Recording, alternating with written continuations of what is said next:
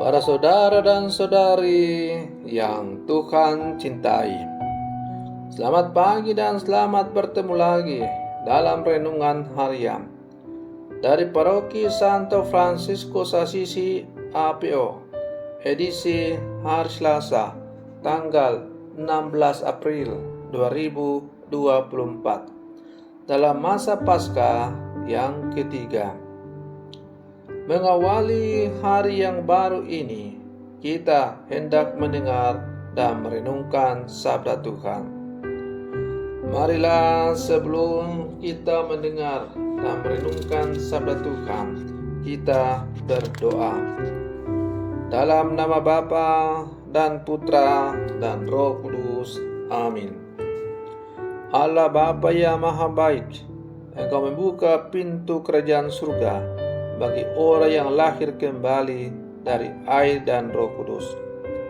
Rahmat-Mu telah Kau berikan kepada kami, dan kami telah Kau bersihkan dari segala dosa.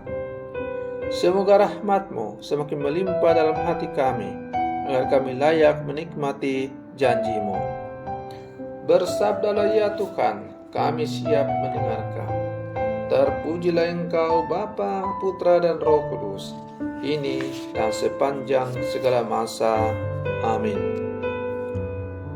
Para saudara dan saudari yang Tuhan cintai, sabda Tuhan yang hendak kita dengar dan kita renungkan untuk mengawali hari yang baru ini diambil dari Injil Yohanes pasal 6 ayat 30 sampai 35. Tuhan bersamamu. Inilah Injil suci menurut Yohanes. Di rumah ibadah di Kapernaum, orang banyak berkata kepada Yesus, "Tanda apakah yang Kau perbuat supaya kami dapat melihatnya dan percaya kepadamu? Pekerjaan apakah yang Kau lakukan? Nenek moyang kami telah makan mana di padang gurun, seperti ada tertulis, mereka diberinya makan roti dari surga."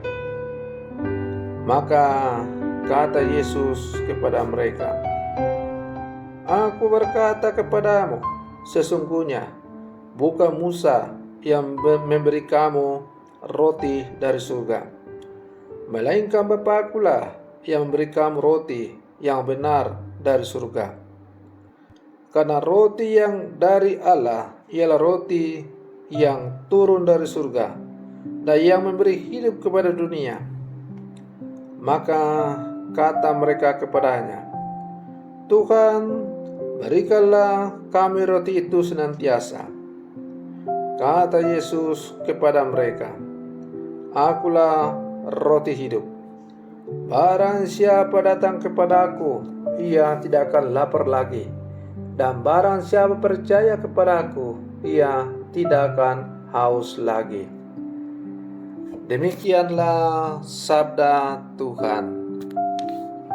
Para saudara dan saudari yang Tuhan cintai, seseorang yang menanggapi perkataan kita, tetapi dalam konteks yang berbeda sama sekali, kerap dianggap tidak nyambung. Akan tetapi, ada orang yang malah berdebat dan akhirnya bertengkar gara-gara sebuah percakapan yang tidak nyambung. Proses komunikasi yang baik menuntun pihak-pihak yang terlibat berbicara dalam konteks yang sama. Pembicaraan antara Yesus dan orang-orang yang mencarinya pada waktu itu, sebagaimana kita renungkan dalam bacaan Injil yang baru saja kita dengar, rupanya berbeda konteks. Orang-orang itu mengharapkan roti ajaib yang mengenyangkan, padahal Yesus berbicara tentang dirinya sendiri sebagai roti yang memberi kehidupan kekal kepada setiap orang yang percaya. Para saudara dan saudari yang Tuhan cintai, dalam bacaan pertama kita membaca Stefanus juga memaklumkan tentang Yesus sebagai orang benar yang telah dikhianati dan dibunuh. Namun Mahkamah Agama Yahudi tidak akan mendengar hal itu, lalu melemparinya sampai mati. Kita kadang-kadang bersekukuh dengan suatu kebenaran yang kita yakini sendiri. Hal ini kerap jadi penyebab terjadinya ragam permusuhan, pertikaian, dan aneka kebencian dalam hidup bersama. Maka kita bisa melihat misalnya dengan kasat mata di medsos, misalnya di YouTube atau di TikTok, orang saling menyerang iman kepercayaannya, saling menjatuhkan, saling membenci atas nama Tuhan. Para saudara dan saudari yang Tuhan cintai, mungkin yang lebih kita perlukan adalah sikap luwes dalam beriman.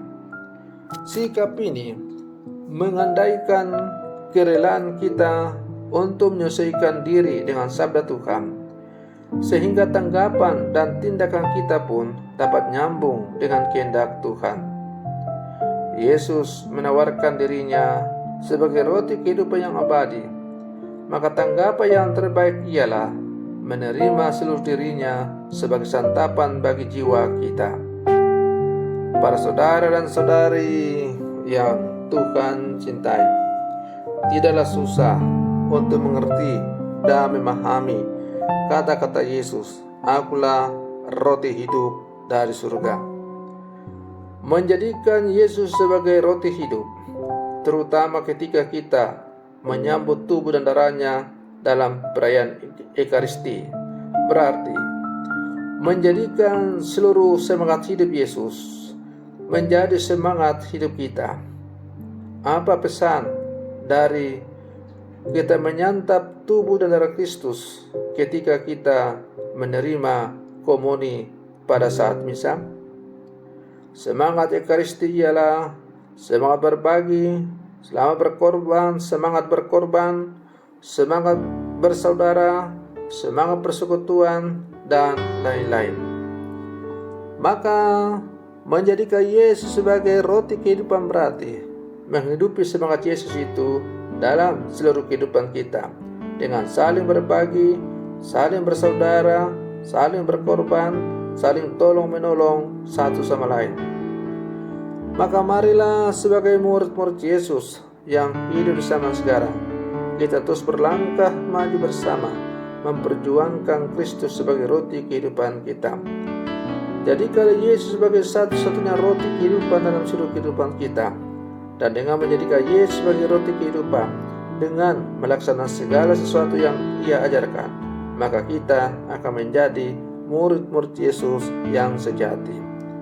Semoga permenungan saya untuk mengawali hari yang baru ini semakin menghantar kita untuk menjadi murid-murid Yesus yang sejati.